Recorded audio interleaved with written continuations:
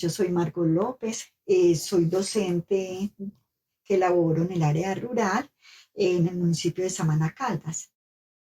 Sí, el nombre mío es Berardo López López, nacido aquí en Samaná. Este es El Eco, Memoria Oral de Samaná Caldas. En este podcast podrá escuchar algunas de las voces que han transitado el territorio y presenciado sus cambios. Este es un ejercicio de memoria histórica. La historia de hoy es la historia de Faber López, pero también es la historia de su familia, de sus padres, de sus hermanos Margot y Berardo, que prestan su memoria y su voz para arrancar del olvido el dolor de una época que debe conocerse para que no se repita. Faber nació en los años 60 cuando el conflicto de esta tierra estaba dado por actores diferentes y las dinámicas económicas no habían sido transformadas por los cultivos ilícitos. Era un niño común, algo travieso, como muchos niños. Fue un niño con una vida, en algunos casos muy normal a la de todos los niños de Samaná y de muchos otros municipios, con sus dolores de cabeza hacia sus padres.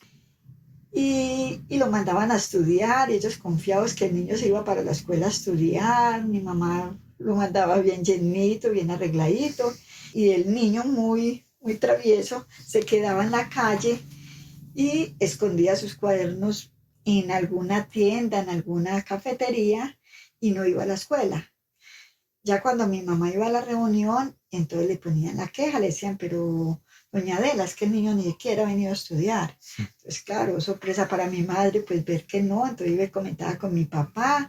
Entonces las profesoras decían, y el niño es buen estudiante y lo queremos mucho. Entonces, claro, ya mi papá, pues su pelita, porque mi papá era un hombre de esos tremendos para dar correa. Entonces su buena pela y enderezar el muchachito. Y bueno, mi papá era el señor que traía la música al pueblo. Cuando eso se manejaba el LP y el disco S45 lo llamábamos. Entonces, claro, mi papá todos los martes salía, hacía la lista de la música, yo le ayudaba porque yo era su mano derecha. Y mi papá también surtía un puestico en la galería cuando eso había una plaza de mercado, y él la surtía y él traía la verdura, él traía y él pagaba expresos. Pues algo muy desagradable que le ocurrió a Faber fue que en una de esas, pues un señor de esos, un chofer de esos, le dijo a mi papá acá que dejara al niño para que lo acompañara, que porque el forastero y todo. Faber creo que tendría por ahí unos 12, 13 añitos. Y lo dejó, y entonces, pues no sé, mi papá, un hombre de tanto mundo, pero a la vez como tan inocente. Pues siempre me he preguntado eso, ¿por qué dejó el niño con un viejo extraño? De pronto la inocencia de la gente antigua, que como él era tan correcto, entonces no pensó que, sí, no creyó que pudiera pasar eso. La inocencia de la gente antigua, que dice ella, parece persistir hasta hoy porque los agresores sexuales siguen siendo en su mayoría los familiares y conocidos de los padres. Tengo ese recuerdo de que él lloraba, y entonces en esa ya se dio cuenta mi papá y pues demás que hubo ahí, pero no más tengo ese recuerdo de la violada. Eso sí lo tengo claro, porque no sé si era que mi mamá me contó o algo, pero no, yo como era menor que él, pues siempre era mucho más niña, porque después de mí había otra hermana, entonces siempre estaba mucho más pequeñita, pero es lo que recuerdo. Entonces, claro, el niño fue violado y todo, y entonces pues de ahí Faber era gay. Nosotros, pues yo digo que de ahí dependió, porque él en ningún momento, él tenía, que uno le viera de pequeño, como que presentara gestos, aunque él también en su época de juventud tuvo novia, de hecho una niña Lida, que le decían las guasquilas, una niña muy linda, que se envenenó. Él por esa niña lloró y todo. También la señora de Freddy Herrera, él estuvo enamorado de esa señora. Entonces, no sé, pues de pronto era bisexual. Pero a raíz de eso, pero sí predominaba la parte gay. Cuando también, pues recuerdo mucho cuando en esas tusas le daba durísimo, cuando de pronto tenía una decepción amorosa. Recuerdo mucho una vez que hasta en una carreta lo trajeron borracho y llorando y llorando y llorando, y era terrible para él, muy duro. Y pues para mi papá, pues que mi papá era muy machista y era de esos hombres que el hombre tiene que ser hombre, y no puede pues por qué tener esos gustos. Entonces peleaban mucho porque él traía también, pues él tenía una pieza en su casa La casa de enseguida era la casa de mis padres, pues una casa aquí en el pueblo, seguida de mi casa. Y él tenía una pieza ahí porque mi papá en esos momentos de crisis económica le vendió una pieza de la casa. Anteriormente ellos negociaban así, sin papeles ni nada, y listo, mijo, le vendo esta pieza. Y listo, papá él se la compró. Y entonces peleaban mucho porque pues él traía a sus novios, tenía sus parejas y claro, venían y lo buscaban ahí, pero ustedes saben que en esa época, si aún todavía se ve con muy malos ojos todas estas, o sea, no hemos podido pues aprender a respetar. Entonces, cuando peleaban, entonces, claro, él no arrimaba a comer, mi mamá sufría mucho, entonces mi mamá ahí, entonces por un ladito, por debajo de cuerda, mi mamá le pasaba la comidita.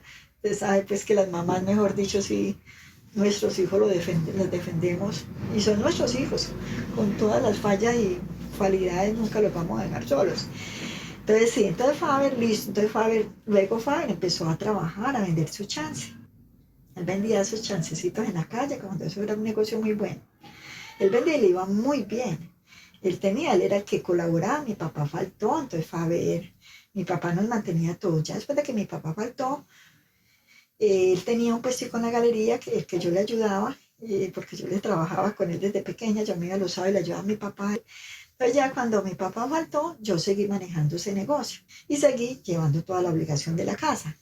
Pero pues también se hacía duro porque eran varios hermanos ahí y entonces yo dije, no, qué pena señores, pero vamos a distribuir los gastos. Usted va a traer la panela y va a comprar el gas, usted va a traer el abarrote y Faber la carne. Entonces, claro, Faber era muy particular, porque era muy especial entonces él cogía y el sábado que compraba la carne, él cogía y se fritaba su buen trozo de carne grande y se asomaba a la ventana, un tenedor a comerse esa carne.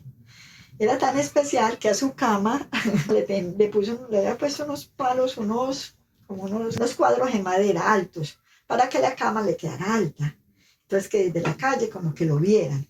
Él era muy visajosito, y entonces claro, él le gustaba, entonces por eso ante mucha gente, pues era un muchacho muy maluco, muy chocante. También recuerdo mucho cómo peinaba su cabello. En una estufita de luz, él cogía y se secaba el pelo para que le quedara bien embombadito y se lo peinaba bien hacia atrás y que le quedaba el pelo pues muy bien organizado y muy limpio, muy bien afeitado siempre. Su ropa era impecable, él mismo la lavaba y entonces lavaba su ropa, la planchaba porque él nunca se ponía una camisa sin aplanchar o un pantalón, no, bien su quiebre y sus botas aguileras que taconeaban duro para que lo sintieran que ahí voy yo. Entonces era algo muy particular su forma de ser. Caminaba y por la calle retumbaba su paso. Una vez compró un cerdo y ese cerdo lo bañaba y se iba para las discotecas y lo llevaba para las discotecas a tomar con el cerdo por allá. Algunos pues de más que lo molestaban, le decían cosas, otros venían y le decían a uno, uy, Faber está loco, ¿no le parece que lo vimos por allá en tal discoteca con el cerdo? Pero como nosotros lo conocíamos y sabíamos que era así, pues a nosotros nos daba risa y pues no es su vida. Y lo llevaba a las cantinas y le daba cerveza, lo entraba y le daba cerveza, y el cerdito tomaba. Lo llamaba niño. Entonces lo llamaba niño, el cerdito salía detrás de él para la calle como una mascota, se volvió una mascota de él. Y lo subía hasta el zongo. A la 1 de la mañana, el cerdo detrás de él, siguiéndolo. Muy chistoso. ¿Qué pasó con el cerdo? ¿Lo mataron? No, al último ya él lo vendió con mucho pesar y ya lo mataron. Tuvo su caballo, montaba caballo, se daba el gusto. Una vez metió el caballo hasta la pieza, hasta dentro de la casa lo metía. Lo tenía comiendo caña y en una mesa le puso un caboncito. Le daba muchas gracias al pueblo por las cosas que él hacía y por lo que hablaba. Entre las cosas que Faber decía estaba el "oh, a esa voz me la he comido yo", frase que usaba como respuesta cuando caminaba por la calle vendiendo su chance y alguien le gritaba "cacorro", y él se detenía, volteaba el rostro y decía al que había gritado y a los que lo estaban acompañando, "oh, a esa voz me la he comido yo". Y él decía Su para que sintieran que él iba. Y su frase, esa voz me la he comido yo. El que come de todo no muere de hambre.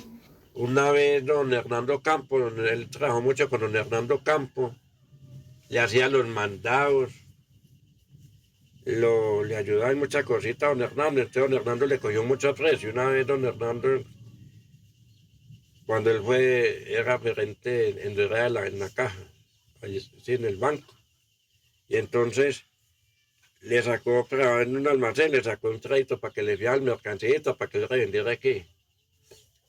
Entonces fue a ver ya se sintió como el grande con la mercancía y decía, bendito sea, yo como fui a poder ir a ver vendiendo mercancía, yo ahora estoy muy bien. Y eso todos los días que ahí se estrenaba un vestido de esa mercancía. Y eso fue acabando con la mercancía y eso, a lo último, se trastornó, estuvo loquito, estuvo alocado, se salió del sentido.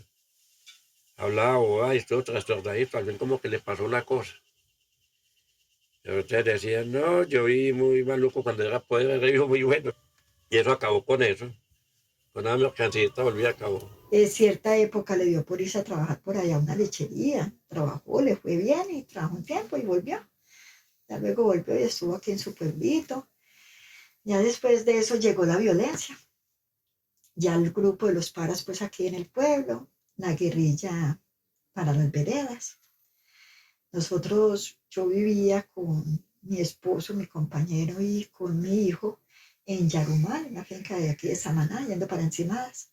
Me dieron trabajo allá por suerte, entonces trabajaba allá y fue pues muy duro porque uno cada rato le tocaba esconderse bajo las mesas con los niños cuando pasaban los aviones.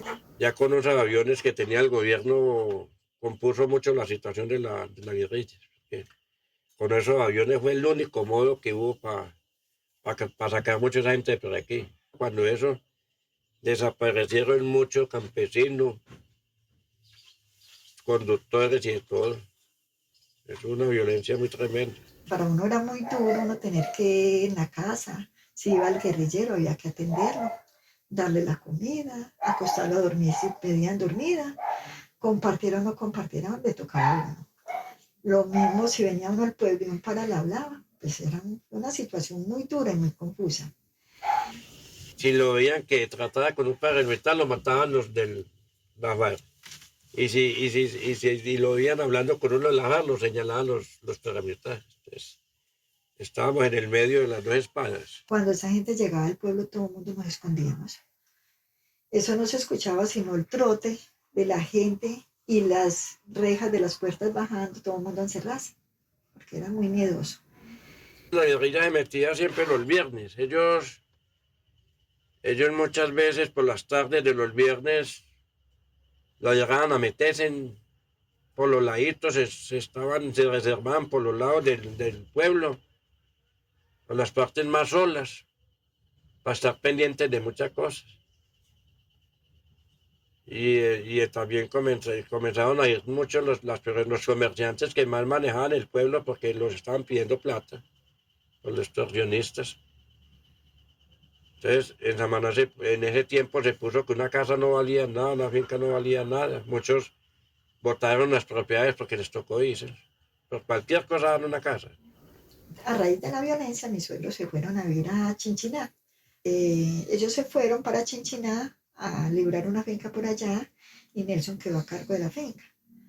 Pero en vista de todo, la familia sufría mucho con Nelson, con nosotros por acá. Entonces ellos no vendan esa finca por lo que sea, pero no salgas de allá. Entonces, claro, la finca se dio muy regalada. Mi hermanito, entonces vendía chance, como vuelvo pues y comento, que yo lo he comentado ya varias veces, pero pues es necesario pues comentarlo porque a raíz de esto pues sucedió su muerte. Él había un muchacho paraco que se llamaba Mauricio, aquí en Samaná. El muchacho era amigo de él y le compraba chancecito.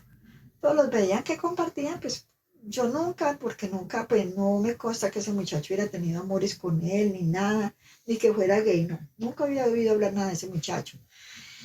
Y solamente que le compraba mucho chance. Y que cuando lo mataron, mis hermanitos dicen que fue al entierro. Cuando él salió en el entierro ese día, como el pueblo estaba lleno de milicianos, entonces además que ese día lo señalaron, como él era más alto que hay que todo, él era muy alto. Entonces, cuando salió, se veía bien en el atrio de la iglesia que venía ayudando a sacar el muerto de la iglesia.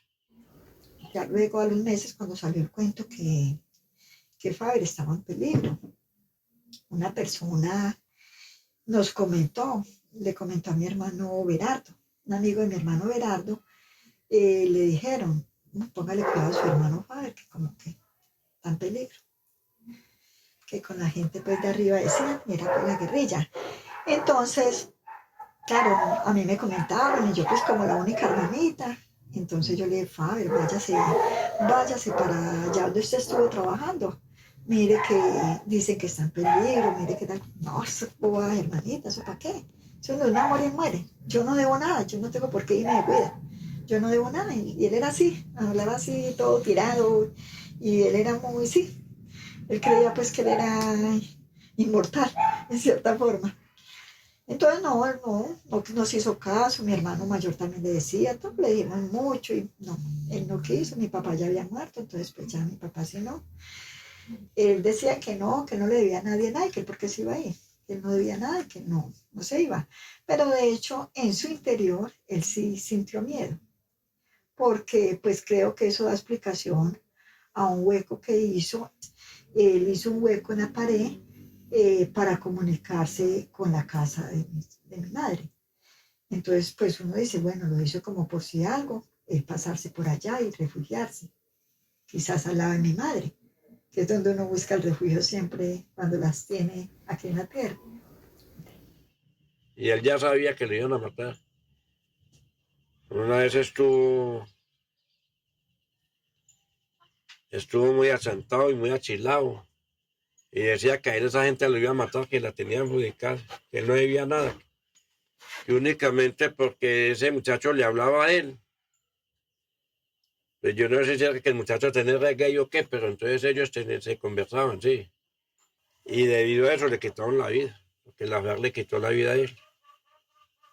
Un viernes 19 de julio del 2002, ya de las 6 de la tarde, pues a las 8 de la noche, lo estaban esperando para asesinarlo. Mi madrecita me contaba, ese día él estaba como aburrido. Ese día decía Faber, pero yo como que estoy como aburrido hoy, como que todo me está saliendo mal. Y entonces recuerdo muy bien las palabras de mi mamá, que decía que Faber se sentó a ver, a comer y a ver una novela, y eso fue en las horas de la tarde, a ver una novela que había ahí, se sentó ahí en la pieza de mi mamá a ver la novela, y en esa novela estaban presentando algo que iban a matar a alguien, y que le dijo a mi mamá, sí mamá, ve, así es como cuando lo van a matar a uno. Cosa pues como tan especial, porque sin él sentirlo como que presintió, ¿cierto? Porque él, a pesar de que decía que no, que eso era puro cuento, pero ese día, todo el día es que estuvo aburrido. Y viendo esa novela decía, sí, mamá, así es como esa gente hace cuando lo van a matar a uno. Y listo, comió su comidita y se fue para la calle. Llegó hasta donde Horacio, el peluquero, un muchacho que tenía una peluquería en la calle Real, y él subió hasta esa calle y ahí, frente ahí a la peluquería de Horacio, ahí, me lo mataron. Él dice que puso una de sus manitos, la puso frente, como quien dice, voy a tapar las balas que no me den, pero no. Yo estaba en la calle vendiendo boletas. Sí, estaban vendiendo las boletas. Cuando sentí los balazos, y entonces dijeron, mataron a uno de arriba. Entonces yo me vi para arriba, cuando era el hermanito mío, Faber. Había un policía aquí, acuerpado el moreno, que le bregó a frentear a esos guerrilleros, pero no fue capaz ya lo habían matado a él. Él se escondía atrás de los postes a defenderse el policía, pero él bregó mucho a defender la cosa, un policía que había aquí moreno alto. Estábamos en la casa en vacaciones y estaban dos sobrinitos míos también que se iban siempre para la finca, se iban en vacaciones. Nelson estaba en Manizales, estaba en una cita médica. Ese viernes en la tarde Nelson llegó de Manizales y tenía moto, entonces por la misma tarde se fue para la finca. Él después me contaba que en la piscina había mucha de esa gente regada por toda la piscina. Entonces al otro día en la mañana, en la escalera, llegó una cartica, una boletica que me mandó mi hermano. La carta decía algo como, hermanita, véngase, nos mataron a Fabio. Palabras más, palabras menos. Recuerdo eso. Fue muy duro porque pues yo como que lloraba y no era ni capaz de llorar. Y miraba a los niños, pues estaban los niños, entonces claro, él mismo que afanarme, arreglarlo, pues te cuenta Nelson, todo. Entonces ahí fue donde yo creo que Nelson me comentó que la había visto muy llena la piscina, pero pues que en ningún momento imaginó que iban pues por mi hermanito, porque él era un hombre bueno. En esa escalera fue un viaje muy duro, muy triste, porque después uno saber que yo iba a venir y que ya había pasado toda una noche de velorio de mi hermano, que yo no pude estar. Era esa madre, yo saber que le tocó pasar toda una noche velando a su hijito, porque cuando hizo el velorio fue en la casa, en una casa, en la sala de la casa, entonces ahí lo velaron. Supongo que fue una noche muy terrible para mi mamá, mis hermanitos, porque pues el velorio fue prácticamente solo. Un primo, él dice que él se arrodilló y lo entregó al Señor, porque la casa, en la parte de encima hay otra calle. Entonces cuentan los vecinos que eso estaba lleno de guerrilla ahí, esperando que a ver si venían los paracos al velorio de mi hermano para ahí mismo pues enfrentarse y matarlos. Pero no, de hecho no, porque es que de hecho mi hermano no era ningún paraco, mi hermano era un ser normal como todos nosotros, trabajador, honrado. Fabio no manejaba un arma ni nada, Fabio era un tipo sano. Pero él no era ningún maleante. El día del entierro, pues claro, muy triste, muy duro, muy pocas personas pues nos acompañaron debido pues a lo mismo que era una época de violencia terrible y supuestamente él era todo, la gente iba a estar pendiente de los grupos armados, pues la guerrilla iba a estar pendiente a ver si iban los paras, como fue pues la noche del velorio. Entonces nos acompañó la familia, unos cuantos poquitos ahí que se arriesgaron. A mí me dijo una persona una vez que yo lo guardaba aquí a él en la casa y bendito, nunca tuvo el pedrecito aquí, qué pecado. Pero sí, que me lo estaban adjudicando a mí, es que porque yo lo tenía, es que yo lo guardaba aquí en la casa. A ver, siempre estaba en la casita de él. Después de su muerte, recuerdo mucho que yo iba en la escalera y había una cantina ahí donde ellos mantenían y eso lo observaban mucho a uno. De hecho, en el patio de la casa, en esos primeros días, esa gente se escondía detrás de las matas y nosotros al otro día encontrábamos mucha colilla de cigarrillo alrededor de las matas, por las matas. Entonces, pues decíamos que eran ellos, porque pues, ¿quién más iba a esconder por ahí a fumar cigarrillo? Y era ellos, porque ellos sabían que yo estaba muy dolida, entonces pensaban que seguro iba a empezar ahí a hablar con Nelson y a comentar muchas cosas, madreados, pero no, pues para también pues, quitarnos la vida de más. De hecho, una persona de esas decía que me había visto a mí muy mal geniada, que muy brava, que no los había saludado, pero pues yo venía a las novenas de mi hermanito, tenía el dolor pues presente, la tristeza gigante, el solo hecho de yo tener que irme para la finca, dejar a mi madrecita con ese dolor, porque imagínense pues el dolor de una madre que le maten su hijo, yo digo que eso no tiene nombre, y eso no se recupera con nada en la vida, porque mi madrecita para ella fue algo terrible, terrible, terrible. Entonces, sí, entonces claro, pues yo no los miraba feo, pero pues no les sonreía. También fueron y se quedaron en la casa durmiendo una noche, a ver si nosotros sí les dábamos posada. De hecho, lo hicimos, como vuelvo y repito, al que fuera a la casa se le daba comida y si pedía una posada, nadie le negaba. Entonces era humillante, porque pues si así lo hacían era como para mirar uno a ver qué reacción tomaba y si no, pues para eliminarlo. Eso era muy fácil para ellos. No, y de hecho una vez nos tocó también ir allá hasta la vereda de Guacamayal. Yo acompañé a mi esposo porque un trabajador que hubo pues había demandado a Nelson porque el señor, no recuerdo qué pasó, en todo caso pues se acabó el contrato de trabajo.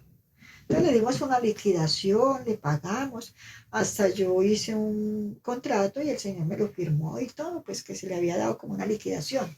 Fue y pues puso pues digamos así la demanda con el jefe que en ese entonces era un señor que le decían es que Bocadillo, nos hizo ir a Guacamayal, que porque mi esposo lo había echado injustamente y que entonces, de más que la intención del señor era pues mala.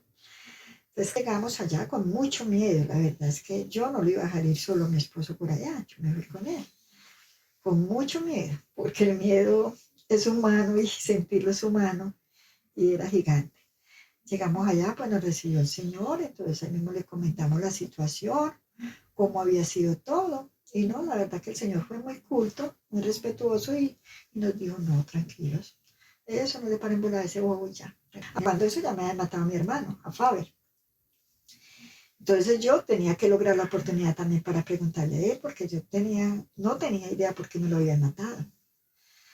Entonces yo le dije, venga, yo quiero hacerle una preguntita. ¿Por qué me mataron a mi hermano? A Faber. Entonces me dijo, ay, ¿usted es hermana de él? Yo, sí, señor, él era mi hermanito. Y mi madre ha sufrido mucho, mucho. Usted no se imagina el dolor tan grande que le causaron a mi madre y a toda la familia. Entonces me dijo, ay, no, pues vea, lo que pasa es que el muchacho, se puso por ahí a hacer cosas mal hechas, a llevar la información a los paras. Usted sabe que nosotros no perdonamos eso. Y si hubiéramos sabido que hubiera sido hermano suyo, de pronto hasta hubiéramos hablado con usted o algo, pero nosotros no sabíamos. De hecho, pues ellos se escudan en eso, porque de hecho la vereda nos distinguían hacía muchos años. Y entonces ellos sabían que yo era hermana de él y todo. Entonces, no, esos son como ahí excusas que hacen. Pero entonces, claro, me dio esa explicación. Pues. De hecho, un personaje que era miliciano tenía su niña, que su niña estudiaba ahí en Yarumal y yo era profesora de ella. Yo le daba clases a la niña. Entonces me conocían, o sea, no era que no me conocieran. A los años hubo una audiencia en Dorada. Entonces yo fui con mi hermano mayor. Era una audiencia, digámoslo, virtual, ¿cierto? Una audiencia virtual. De hecho, ahí se presentó pues en la audiencia el miliciano que tenía a su niña estudiando en el colegio. Él fue el que presentó pues en la audiencia. Bueno, la función que él cumplió en el asesinato, como él me lo explicaba ese día ya en la audiencia, yo no lo maté. Yo no fui, pero no recuerdo el nombre, él me decía de quién, nunca lo distinguí ese personaje. Me decía, yo lo señalé, yo dije, mire, él es. De hecho, pues me pidió perdón, él dijo, ahí vuelvo y confirmo que él sí sabía, porque él dijo, me duele mucho porque yo sé que era la profesora de mi niña, la profe Margot, le pido perdón de todo corazón, de verdad que me arrepiento. La verdad que yo lo perdoné, porque yo lo perdoné ya, y yo perdoné ya, porque uno tiene que sanar, porque si uno no perdona, uno mismo también se hace daño. Si uno no perdona, yo digo que ese más se vuelve para uno. Y usted es el que está sufriendo, y usted es el que va, o sea, para mí el odio es como un cáncer, que se lo va comiendo uno poco a poco, porque si usted no perdona, usted toda la vida va a sentir ese odio, ese rencor, y eso lo va a hacer.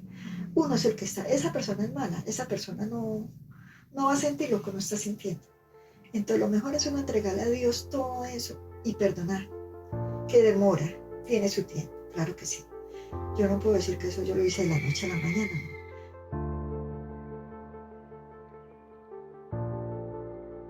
El Eco. Investigación. Andrés Ballesteros Pinzón y Oscar David Buitrago. Producción de sonido, Juan Camilo Arroyave.